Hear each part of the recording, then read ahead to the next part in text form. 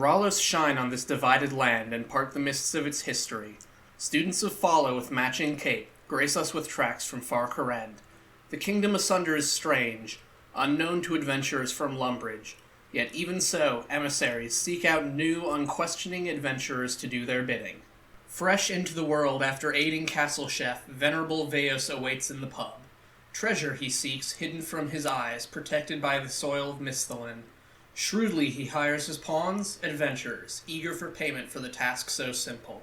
And so they search throughout Lumbridge and Draenor and find their prize amongst the pigs.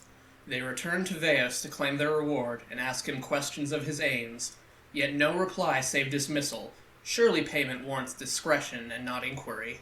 Next, on the docks of Port Piscarilius, Veos again waits in the employ of parties unknown seeking insight into the kingdoms of Zaya today. With enchanted quill, the questers go and seek news from the city shopkeepers. Fickle quill turns on the hand using it in the presence of ghostly wizards, betraying the presence of dark magics, confirmed by instructions straight to the mind. Anonymously, the client requires further favors at the dark altar. Broken glass bites the hand which fed it straight to its destination. For what purpose none can say, certainly not Veos, disavowing his involvement since arrival. Possessed by client, Veos surprised the unwitting fools he led astray, left to consider what damage they caused for profit, with no insight from the mastermind. Established newly on Zaya from afar, local powers reward their workers' efforts, with favor from each ruling family as they compete for influence over Great Kourend. Power is split between 5 noble houses, which each have a task for the new arrivals. Missing his heir, Lord Hosidius needs assistance from questers to find the fate of his missing son, gone less any trace but from his lover the chef. He sought the constitution of Zaya in original form after it disappeared, in transit to Varlamore, land of sun, settled by refugees of Zaric's reign. Like Aeneas after the fall of Troy, as fractured powers rolled homeland over, the survivors regrouped and made a rival empire of a new home. Enemies since the Emperor's treachery, the accord was an olive branch offer, which failed to find its mark and disappeared, its route only kept by the library of Archaeus.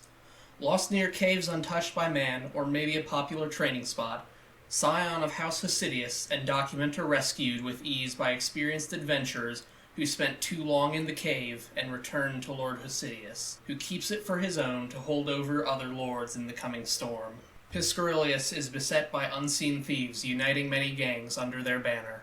These tidings upset the ruling council, who want to catch the Queen of Thieves. As a trial of kindness, like Odysseus with the suitors, an old man demands a stew in exchange for information, like where to find the gang's hideout. Hid below the port, they create a lair and ask a trial from all infiltrators. Wet work against a rival gang's leadership, made vulnerable to brutality that adventurers hold dearly close. The Queen's confidence lent clarity after attempted arrest, when she revealed herself to be Lady Shauna Piscarilius. The Council's corruption spread across the kingdom and attracted criminals like maggots to carrion. Doubting her sincerity, the spy seeks proof and finds it in the House of Hughes. A leader of the land follows the whims of a demon locked away far below. Revelations surprise the handler who granted the assignment, now totally uninterested in the Queen of Thieves, and scamming the discoverers just desserts. Tale frighteningly similar to what happens every day at the Grand Exchange. Death frightens Archaeus necromancers when it happens to one of their own. Seeking aid from authority and traveler alike, requests fall upon deaf ears as retaliation for secrets kept.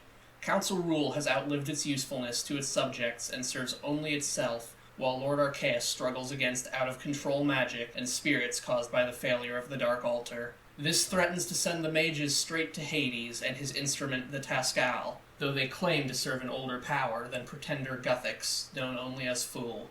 Stony sages granted immortality to Archaeus long ago by trickery and deceit, regretting its use but not its outcome.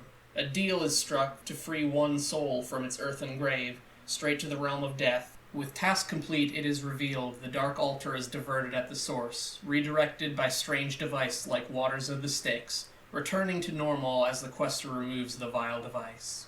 Forge Master of Legend and ancient craftsman Din created doors to last for millennia for his task to seal away the Wintertot, but at last his work is failing now, cracked by forces from outside and lacking their might of old. The doors of Din need the attention of Lovakenge masters with ancient hammer in hand to fix. The council sends a wandering agent at request of craftsman Undor. to get for him a tool from the Tower of Din himself left untouched by the ages. Guarded by complex puzzles requiring wit befitting Oedipus with the Sphinx, the hammer returns to work. Maybe the efforts of the council depend on the individual member and can still contribute to the rule of law. Anonymous parcels with ancient knowledge tease a mystery a millennium in age, of a lost trip to dangerous quidamortem doomed to never return home. Descendants of the lost seek knowledge of their fate with sinister suspicion, without the involvement of Shazian VII, tyrant king of old.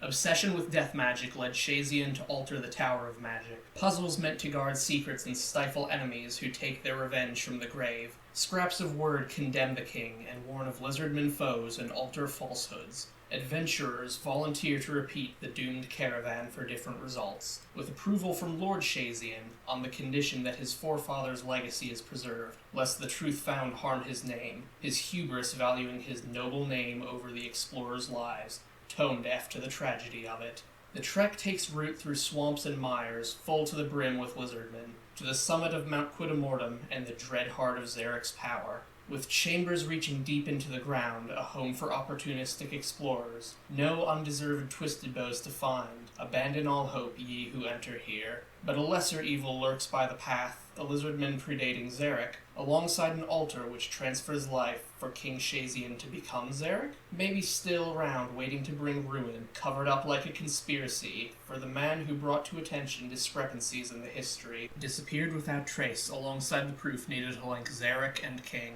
After countless favors and unending work, 5 noble houses stand greater than before. An aspiring architect plans a repair of a statue of King Radha, the first of his name, in hopes of uniting the 5 houses like the kings of old. Aided by an outlander and setting aside their differences, the houses collaborate and restore the heart of the kingdom to its former splendor and glory, providing hope for a kingdom split by strife to work together and fix their issues.